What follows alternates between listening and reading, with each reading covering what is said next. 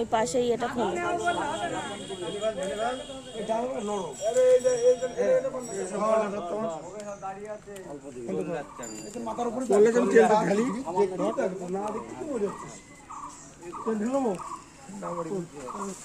তেল ঢাল দিলাম।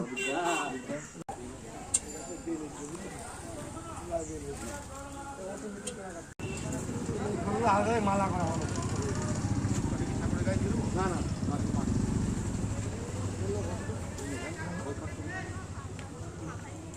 না না ওটা না ফুল না গো ওই ফুলে বাটি না না আরে চল না